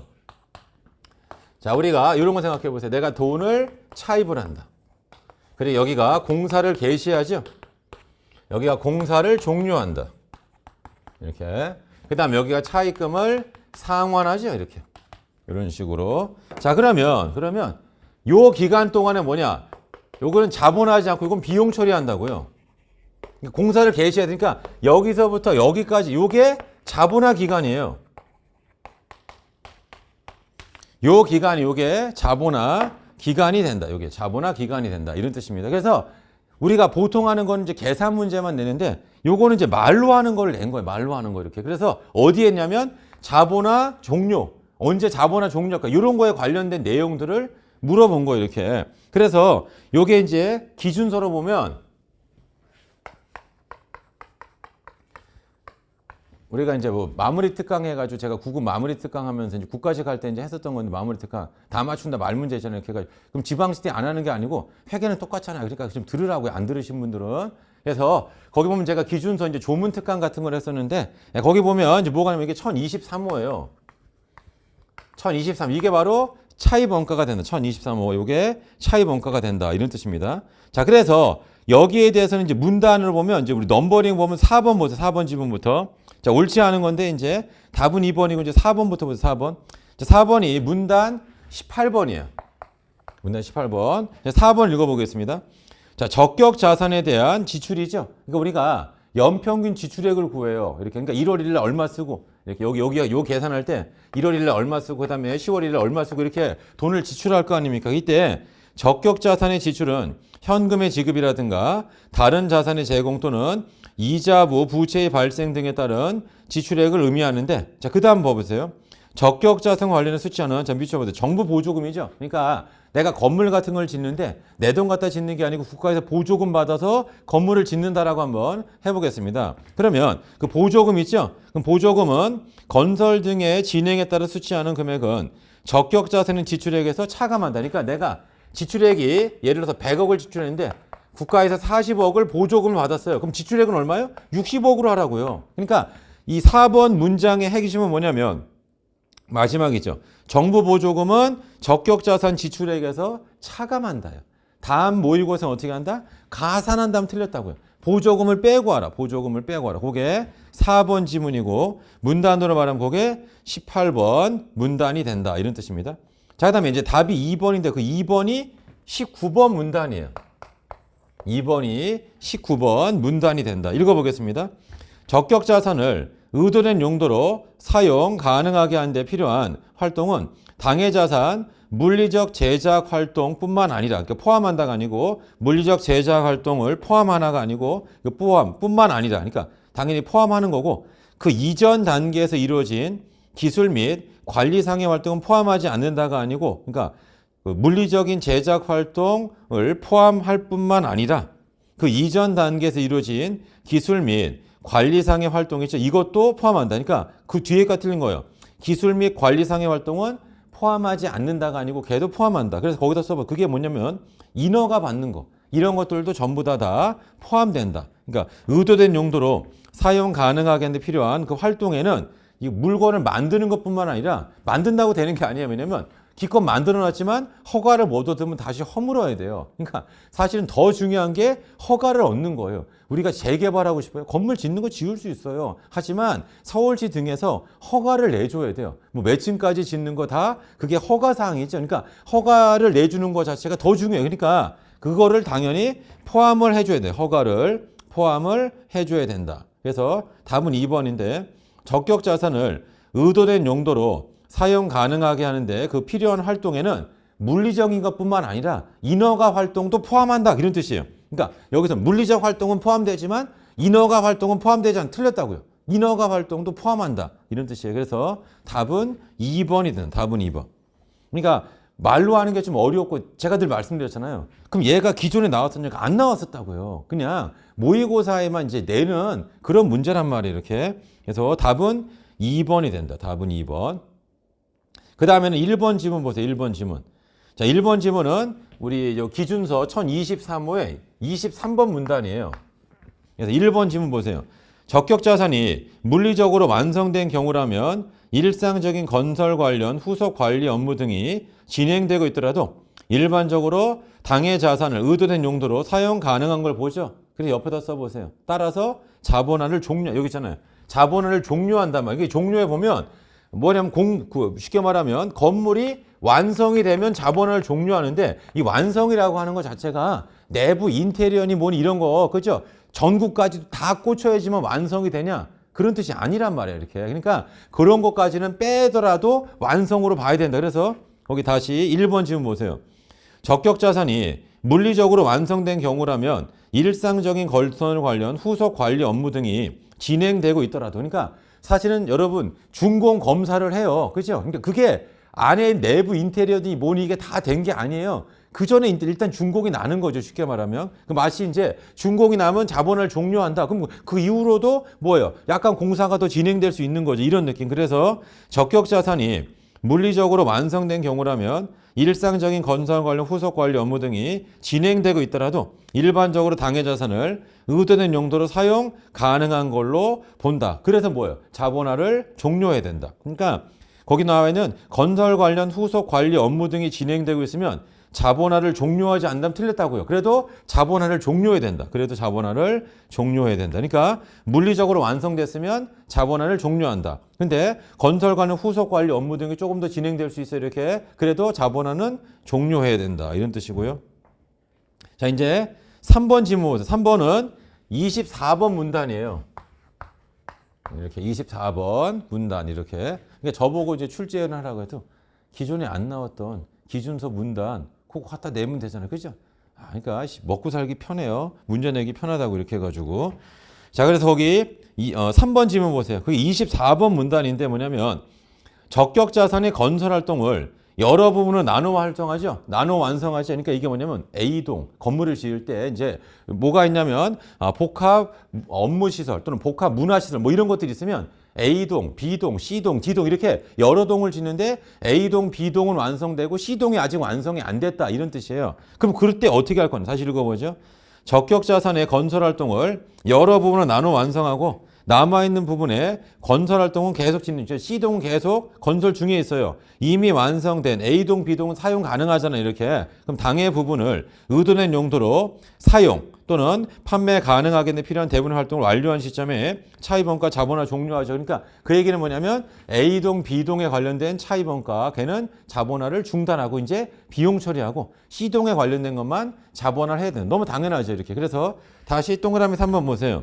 건설 활동을 여러 부분 나누어 할 수 있는 거죠. 그러니까 A동, B동, C동, D동 이렇게 하는데 A동, B동, C동을 완성하고 D동은 아직 완성이 안 됐어요. 그러면 A동, B동, C동만 이제 자본화를 중단하고 완성됐으니까 D동은 계속 자본화한다. 그 얘기가 3번 지문 된다. 그래서 역시 15번 문제가 그러니까 10번 문제도 좀 어려웠고 15번도 어려웠다. 조금 이렇게 좀 어려웠다 이런 뜻입니다. 왜냐하면 기존에 잘 안 하니까 우리가 맨날 차본가 자본화 계산만 주구장창했는데 이렇게 말로 하는 게 나왔으니까 조금 약간 어려웠더라. 그게 15번. 자, 이제 16번 문제. 16번은 엄청 쉽죠. 그래서 시험 끝나자마자 바로 이제 문자 날라왔어요. 선생님, 요거 16번 문제, 요거 좀 풀어주세요. 계산 요거 어떻게 된 겁니까? 이렇게 해가지고. 그래서, 아니, 여러분, 이거는 아까 우리 공원이익 손익계산서 그거 했었잖아요. 공원이익 손익계산서 이렇게. 그래서 아까 원가 자료에 8번 있죠. 8번. 8번 할 때 우리 했었잖아요. 이렇게. 그러니까 이 문제를 못 풀면 안 된다. 문제 자체가 엄청 쉽잖아요. 이렇게. 제가 또 써보겠습니다. 자, 우리 매출액에서 변동비를 빼면 공원이익. 여기서 고정비를 빼면 영업이익. 이게 공원이익 손익계산서고 물어본 질문 뭐예요? 변동원가 영업이익이죠? 자꾸 저한테 한 거 선생님 우리 변동원가에다 플러스 기말재고에 포함된 FOH를 더 그거는 변동원가 이익이 얼마일 때 전부원가 이익이 얼마냐 또는 양쪽의 이익 차이가 얼마냐 그런 거 물어볼 때 나오는 거고요. 그죠? 그래서 얘는 뭐냐? 출발점이 여기서부터 하죠. 공원이익. 근데 몇 개를 팔아서 생산량이 중요한 게 아니라 판매량 4,000개. 그러니까 원래대로 하면 여기가 4,000개 곱하기 판매 가격이 2,000이죠. 그러니까 이게 P 곱하기 Q라고요. 그게 매출액이라고요. 그러니까 4,000개 팔았고 개당 2,000원씩이라고요. 그 다음에 변동비 묶어보세요. 직접 재료원가, 직접 노무원가, 변동 제조간접원가, 변동 판매관리비. 그 합치면 얼마예요? 500원, 400원, 300원, 200원 하면 얼마가 되죠? 그게 1,400원이죠. 그러니까 여기가 4,000 곱하기 1,400. 그래서 말이 길어서 그렇지 공원이익은 4,000 곱하기 600이다. 그러니까 6, 4, 20다. 240만 원이라고요. 그 다음에 고정비 총액이 얼마예요? 거기 나와 있는 고정 제조간접비하고 고정 판매관리비 15만 원 하고 35만 원 더니까 50만 원 빼라고요. 그럼 얼마에 190만 원이죠. 그러면 190만 원 된다. 그럼 190만 원이 돼야 된다. 이런 뜻입니다. 됐나요? 이렇게. 자, 그러면 다음 시험은 뭘 물어봐요? 전부원가 이익은 얼마인가? 이 문제 똑같이 주고 전부원가 이익은 얼마인가? 다음 모의고사 예고했어요. 이렇게. 그럼 걔는 뭐냐? 변동원가 이익에다가 여기 보시면 올해 영업을 시작했죠? 플러스 기말 재고에 포함된 FH를 더하자. 그럼 이게 전부원가 이익이에요. 변동원가 이익이 190만 원이라고요. 그럼 기말 재고에 포함된 FH는 기말 재고 수량 몇 개예요? 생산량 5,000개, 판매량 4,000개니까 기말 재고 1,000개에다가 단위당 FH죠. 그래서 거기 35만 원을 걔를 5초로 나누죠. 이런 거 할 때도 이렇게 하라고 이거 5분의 1 35만 원을 5등분 하면 7만 원이죠. 그럼 얼마야 답은? 197만 원. 197만 원. 그죠? 아, 이런 거 틀리면 안 되죠. 이렇게. 이거 이미 나왔었잖아요. 그러니까 저는 이제 답답한 게 뭐냐면 여러분 기출문제에서 90%가 나왔다니까요. 기출문제에서. 그러니까 아까 거기 모의고사 등에는 이제 희석이라든가 차이본과 자본은 제가 냈단 말이에요, 이렇게. 그러니까 모의고사에는 그런 게 있어요. 근데 저는 뭐냐면 그거를 뭐 맞춰도 좋고 안 맞춰도 좋아요. 하지만 적어도 기출된 문제는 풀어야죠, 이렇게. 그래서 아까도 제가 이제 문자로다가 계속 이제 학생들 얘기하면 선생님 처음 보는데 뭘 처음 봐요? 기출문제가 있는데 기출문제하고 기출 변형 모의고사 이렇게 사진 찍어서 보내드려요. 그게 지금 여지 계속 하고 있는 일들입니다. 자, 이제 그 밑에 보겠습니다. 17번 문제. 자, 회계 정책, 추정의 변경 및 오류에 대한 설명으로 옳지 않은 게 뭐냐 이렇게 나와 있죠. 그래서 얘는 이제 1008호가 1008호 회계 변경, 회계 정책 변경, 추정 변경 그리고 오류 수정에 대한 내용이 된다. 이런 뜻입니다. 자, 그래서 답이 이제 3번이고 이 3번도 우리 기출 문제에 있어요. 뭐냐면 자, 회계 추정의 변경 효과가 그러니까 추정의 변경이 전진법이에요. 그리고 얘는 뭐냐면 단기 손익 처리한다. 그러니까 회계 추정의 변경 효과가 변경이 발생한 기간과 미래 기간에 모두 영향을 미치지요. 그런 경우 발생한 기간에는 회계 추정의 변경 효과를 단기 손익 이렇게 그리고 미래 기간에 할 때는 뭐냐? 기타 포괄 손익이 아니고 미래 기간의 손익이죠. 둘 다 단기 손익 처리하는 둘 다 단기 손익. 기타 포괄 손익이 아니다. 답은 3번. 근데 요거 3번 지문도 우리가 이거 다 했었던 거란 말이에요. 이렇게 해가지고 그거 보시고 보통 알고 있는 게 4번이죠. 4번. 단기 중에 발견한 단기 잠재적 오류는 자, 재무제 발행 승인을 전에 수정하죠. 자, 그러나 중요한 오류를 후속 기간에 발견한다. 그러면 얘는 뭐예요? 이의겸 처리하죠. 그러니까 뭘로 해야 된다? 재작성한다. 그러니까 우리가 배웠어요. 회계 정책 변경이 있고 회계 추정치의 변경이 있죠. 그리고 오류 수정이 있다. 그럼 회계 정책 변경 뭐예요? 소급법. 추정 변경 전진법. 오류 수정 소급법이죠. 그럼 소급법을 쓰면 뭐 해야 돼요? 재작성해야죠. 비교 표시된 재무제표를 재작성한다. 전진법을 할 때 손익은 뭘로 한다? 기타 포괄 손익은 안 나온다고. 다 단기 손익 처리한다. 이런 뜻입니다. 답은 이제 3번이 되는 거고요. 그 다음에 그래서 1번 지문 보세요. 1번 지문은 우리 1008호의 34A 문단이에요. 그게. 그래서 투입 변수나 측정 기법의 변경이 추정치에 미치는 영향은 그 다음에 핵심이 그거예요. 전기 오류 수정에서 비롯되지 않는 한 회계 추정치 변경이죠. 무슨 말이냐면 우리가 이런 거 배워요. 성실한 추정. 그러니까 뭔가 추정치를 바꿔요. 내용연수 5년에서 10년으로. 그럼 뭐 이거 혹시 오류 수정 아닐까요? 당초에 최선을 다했냐? 이런 뜻이에요. 그러니까 그게 아닌 이상은 뭐예요? 다 추정의 변화예요. 그러니까 오류 수정이 아닌 한 다 뭐다? 추정치의 변화가 된다. 이런 뜻입니다. 그게 1번이 되는 거고요. 그 다음 2번 보세요. 2번. 기업의 재무상태, 재무성과 또는 현금 흐름을 특정한 의도대로 표시하기 위해서 중요하거나 중요하지 않은 오류를 포함해서 작성된 재무제표는 IFRS에서 작성되었다고 할 수 없다. 이런 뜻입니다. 이렇게. 그래서 그게 이제 맞는 문장, 걔는 문단으로 말하면 이게 8번 문단이에요. 8번 문단. 그래서 얘는 이제 원래 8번 문단이 어떻게 되어 있냐면 위배된 회계 정책 적용은 중요하지 않더라도 적절하다고 할 수 없습니다. 그죠? 적절하다고 할 수 없다. 그러니까 그 얘기가 뭐냐면 KIFRS에 따라 작성되었다고 할 수 없다. 근데 2번은 느낌으로도 오잖아요. 다시 봐보세요. 재무상태, 재무성과 현금 흐름을 특정한 의도대로 표시하고 그게 뭐예요? 그게 조작이죠. 그러니까 특정한 의도대로 그게 조작이라고 조작. 누군가의 마음에 들게 하기 위해서 이렇게 그죠? 그러니까 지금도 막 그렇죠. 누구 막 선별 같은 거 할 때도 누군가를 합격시키고 누구의 이제 이 공무원이 나의 이제 친구예요. 나의 동료예요. 이 동료의 자제를 합격을 시키기 위해서 그죠?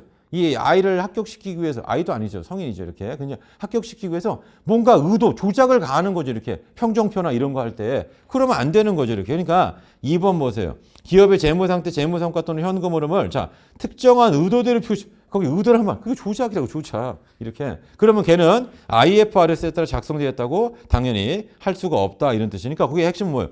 중요하든 중요하지 않든 조작됐잖아요. 그럼 걔는 IFRS가 아니란 말이니까 그러니까 그럼 IFRS는 중요하지 않은 거 조작하는 거 허용하는 거예요? 아니라고. 그러니까 작은 거짓말도 허용합니까? 아니라고요. 작은 거짓말도 허용하지 않는다 이런 뜻입니다. 그거 기억을 해두시면 됩니다. 그래서 답은 몇 번이냐? 3번이 된다. 답은 3번. 그래서 역시 대부분 다 이제 수험생들의 반응이 봐보세요. 15개가 계산 문제, 5개가 말로 하는 건데 5개 중에서 3문제가 조금 어렵죠. 이렇게 약간 요것도 이제 좀 혹시 틀린 분들도 있으니까 이렇게 해가지고 그래서 점점 뭐냐면 말로 하는 게 점수를 까나간다 이렇게 보시면 됩니다. 자 우리 18번 문제도 조금 오류가 있어요. 뭐가 오류가 있냐면 네모박스 오른쪽 상단에 일반 수익의 그 일반을 지워야 돼요. 왜냐면 이게 개정됐기 때문에 모르겠습니다. 그 응능전인가 뭐 웅진전인가 하여튼 지금 모르겠어요. 하여튼 근데 거기에 대해서 막 꼬투리 잡았잖아요. 우리 회계도 이렇게 꼬투리를 뭐 잡아야 되나 모르겠어요. 이렇게. 근데 뉘앙스가 뭐냐면 사업 수익이 아니에요. 그리고 거기 나와 있는 비배분 수익이 아니에요. 그래서 그걸 표현한 거예요. 근데 그게 원래 일반 수익이었다가 일반자를 지웠거든요. 근데 취지상 봤을 때는 당연히 그거를 빼야 된다. 그래서 제 개인적인 생각에는 그래서 이런 걸 방지하기 위해서 재정운영 순원가를 물어보면 좋은데. 그죠? 그럼 답이 4번이거든요. 재정운영 순원가를 물어보면 답이 4번인데 재정운영 결과를 이렇게 꼭 물어보더라고요. 이분들이 이렇게. 근데 아무튼 여기서 좀 써보겠습니다. 써보자. 그래서 혹시 뭐 하면은 그냥 이게 좀 오류다라고 해서 물고 늘어져 보자. 만약에 하면은 이렇게. 근데 저는 이제 개인적으로 뭐냐면 잘 몰랐잖아요, 본인이. 그럼 빨리 패배를 시인하고 그냥 틀린 거를 그대로 받아들이는 걸 권장한다. 자, 뭐냐면 우리 사업 총원가가 있고요. 이 사업에 대한 수익을 빼면 그다음에 이 사업에 대한 순원가가 나온다. 그다음 두 개를 더하고 하나를 뺀다고 했었죠. 이게 관리 운영비를 더하고 못 외운 사람 안 돼요. 비배분 비용을 더하고 여기 비배분 수익을 빼자. 그럼 뭐가 나와요? 재정운영 순원가가 나온다. 여기서 수익을 빼야 돼요. 근데 원래 옛날에는 일반 수익이었다고요. 이게 재정운영 결과입니다. 이 수익은 뭐냐? 사업 수익이라든가 비배분 수익이 아닌 다른 수익을 얘기하는 거예요. 이렇게.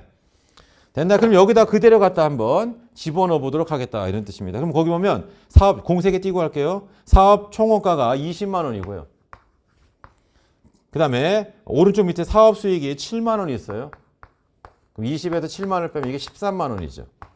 그 다음에 관리 운영비가 5만 원이고요. 그 다음 비배분 비용이 3만 원이고요. 그 다음에 비배분 수익이 2만 원 있죠. 그럼 얘가 19만 원이 된다. 요게 19만 원이 된다는 뜻이에요. 거기서 일반 수익 있죠. 그 4만 원 요걸 빼자. 얼마 나온다? 15만 원 나오더라. 답은 몇 번에? 2번에 있는 15만 원. 아마 틀린 분은 없을 거예요. 이 워낙 많이 나왔으니까. 그러니까 정부에게 문제 이렇게 어렵지 않게 손쉽게 나왔다. 그렇게 한번 보시고요. 그 다음에 19번 문제도 마찬가지예요. 그래서 선생님 처음 보는 문제 유형이 나왔습니다. 그래서 처음 보는 게 있었어요? 뭡니까? 이렇게 했더니 19번이요. 그래서 제가 얘기했죠. 기출문제 있잖아요. 기출문제 똑같이. 이걸 처음 본다고 하면 안 되죠. 기출문제 있는 문제, 기출문제. 자, 거기 재무상태표가 있어요. 이렇게 BS가. 자, 거기 보시면 뭐가 있냐면 자산 총액이 28,000이에요. 이렇게. 그런데 거기 비유동 자산 있죠? 여기 유동 자산이 있고. 근데 비유동 자산이 16,000이에요. 그럼 유동은 얼마가 된다? 12,000이 된다. 유동은 12,000이 된다. 유동 자산은 12,000이 된다. 이런 뜻입니다. 됐죠? 자, 그런데 여기 유동 부채가 있어요. 그래서 뭐가 중요하냐면 거기 제일 위에 보세요. 유동 비율이 150%래요. 그러니까 거기 보시면 나와 있지 않지만 유동 부채가 결론적으로 이거 8,000이 돼야 돼요. 왜냐하면 8,000분의 12,000을 해야지만 이게 150%가 되는 거죠. 1.5가 되니까. 그러니까 이 문제 핵심은 유동 부채가 8,000이다 라고 하는 걸 거기다 쓰시라. 그러면 거기 나와 있는 것처럼 매입 채무가 있고 거기 단기 차입금 있죠. 이렇게. 그래서 단기 차입금 7,000, 매입 채무도 1,000, 단기 차입금 7,000이 된다. 이런 뜻입니다. 그리고 거기 자본을 보세요. 자본 총계가 13,000, 여기가 28,000인데 자본이 여기가 13,000이 된다. 자본이 13,000. 그러면 28,000에서 13,000을 빼면 얼마죠? 15,000. 근데 여기 유동부채가 8,000이면 여기 비유동부채는 얼마가 돼야 돼요? 7,000이 돼야 되죠. 그래서 이 문제 보면 거기 나와 있는 장기 차입금이 비유동부채인데 거기 B라고 써요. B가 7,000이라고요. B가 7,000. 항상 보기 지문을 보고 보라. 여기 요게 B라고, 요게 B. 이렇게. 자, 이제 문제는 뭐냐면 유동 자산이 있는데 유동 자산이 12,000원 있는데 여기 현금이 있어요. 2,000이 있고 매출 채권이 있어요. 그리고 여기 재고 A가 있잖아요. 그래서 제가 그런 비율은 없지만 재고 비율, 유동 부채분의 재고 자산, 그게 재고 비율이에요. 그러면 거기 봐보겠습니다. 뭐가 있냐면 유동 비율이 150%고 당좌 비율이 120%면 재고 비율은 얼마예요? 30%죠. 30%. 그러니까 여기다 좀 더 써보겠습니다. 계산을 따로 안 해도 된다니까요, 여러분. 자, 뭐냐면 여기 유동 부채분의 유동 자산이, 유동 자산은 당좌 자산에다가 재고 자산이라고요. 그럼 이게 100인데 얘가 120이고 전체가 150이 돼야 돼요. 그럼 얘는 30이죠. 뭐에 30? 유동 부채에 30. 유동 부채 30. 그럼 얼마? 2,400이죠. 38, 24니까 얘가 2,400이 된다. 그래서 A가 얼마예요? 그게 2,400이죠. A가 2,400이 된다. 그럼 매출 채권 얼마가 돼? 전체 12,000 중에서 여기 2,400이에요. 여기 12,000 되니까 여기 7,600이죠. 다음 모의고사 뭘 내게 되겠습니까? 매출 채권은 얼마네요? 7,600. 다음 모의고사는. 그래서 19번도 어려운 게 아니고 지금 침착하게만 풀면 돼요. 그러니까 자료가 심플하잖아요. 거기 나와 있는 것처럼. 뭘 줬어요? 유동 비율하고 당좌 비율. 그럼 제가 수업 시간에 맨날 했었죠. 그런 비율은 없지만 재고 비율. 재고 비율은 뭐예요? 유동 부채분의 재고 자산. 그럼 유동 부채분의 유동 부채분의 유동 자산이 150%, 유동 부채분의 당좌가 120%. 그러면 뭐예요? 재고 자산은 유동 자산에서 당좌를 뺀 거니까 재고 자산은 몇 프로? 30%. 뭐의 30%? 유동 부채 30%. 그러니까 아까 우리가 했죠. 유동 부채가 8,000인데 8,000에 30%니까 얘는 얼마가 된다? 2,400이 된다. 19번 뭐 이게 어렵지 않습니다. 근데 19번을 막 힘들어하면 곤란하고요. 자, 마지막 20번 문제 보겠습니다. 마지막 20번 문제 보겠습니다. 자, 우리 20번 문제를 보시면 얘는 실제 발생한 제조 간접비 이렇게. 그래서 얘는 여러분 표준원가가 아니에요. 그죠? 이걸 또 선생님 이거 20번 문제 표준원가입니까? 왜 그래요, 여러분? 이건 표준원가가 아니고 정상원가. 정상원가. 왜냐면 저한테 이제 뭐 보내준 친구 중에 이거를 또 표준원가처럼 뭐 AQ 막 AP 이렇게 써놓은 거 이렇게. 그래서 이거 왜 이러지? 이러면 안 돼요, 여러분. 자, 여기 OH가 있죠? 이렇게. 그럼 왼쪽이 실제 발생액이고 오른쪽이 예정 배부액이잖아요. 자, 예정 배부액 거기 밑줄 쳐보세요. 제조간접비 예산하고 예상 기계 가도 그게 예정 배부율이죠. 그러니까 15만 원을 3,000시간으로 나누라고요. 이렇게. 그럼 얘가 얼마냐면 시간당 얼마예요? 여기 공세개 지우고 150을 3원이니까 50이죠? 예정 배부율이 시간당 50원 이렇게 나왔습니다. 그리고 실제 조업도가 얼마냐면 3,200이죠. 여기 좀 지우고 써볼게요. 여기다 곱하기 3,200을 해보자. 그럼 3,200은 3,000 더하기 200이잖아요. 여러분 좀 전에 했었어요. 뭐냐면 50에다가 그러니까 15만을 3,000 나누면 50되니까 50에다 3,000을 곱하면 15만이죠. 그러니까 이게 15만이고 그냥 50 곱하기 200을 해보세요. 그럼 10,000원이죠. 이렇게 50 곱하기 200 하면 10,000원. 그럼 얼마예요? 16만 원이라고요. 말이 길어서지 예정 배부는 16만 원. 그런데 거기 보세요. 5천 원 과소 배부했으니까 실제 발생한 것보다 배부액이 적다고요. 과소 배부. 5천 원만큼이. 그러면 5천 원이니까 얘는 얼마에? 16만 5천 원이죠. 답은 2번에 있는 16만 5천 원이다. 엄청 쉽죠. 정상원가. 그러니까 다 나올 만한 문제가 다 나왔다 그런 뜻이에요. 그래서 개인적으로는 이제 조금 여러분들이 힘들어하는 문제가 말로 하는 거 뭐 한 3문제 정도 그 정도만 여러분들 좀 힘들고 나머지 계산 문제는 뭐냐면 계산이 엄청 심플하고 뭐 간단합니다. 이렇게 해가지고 기초적이고. 그러니까 점수 확보를 어느 정도 했으면 무난하게 한 85점 이상은 다 나왔을 거라고 생각한다 그런 뜻이에요. 나왔을 거라. 물론 이제 95, 막 100 이런 분들도 있지만 그래서 기본적으로는 한 85 이상은 여러분들이 찍어줘야 된다. 그러니까 회계가 절대 어렵지 않았으니까 작년보다는 월등히 쉬웠고 이렇게 해가지고. 그래서 다시 한번 강조드리고 싶은 건 뭐냐. 본인이 올바른 풀이 방법으로 푸는지를 반드시 확인하라. 그거를 명심하시면 되겠습니다. 아무튼 해설 강의는 여기서 마치겠습니다. 열심히 하셔가지고 저는 합격하시고 합격하신 분들, 필기 합격하신 분들은 이제 면접 준비해야 될 거 아니에요. 이렇게. 그죠? 면접 오셔가지고 열심히 준비하셔서 올해 가을 추석에, 그죠? 추석에 꼭 효도하는 그런 수험생이 됐으면 좋겠습니다. 강의는 여기서 마치겠습니다. 감사합니다.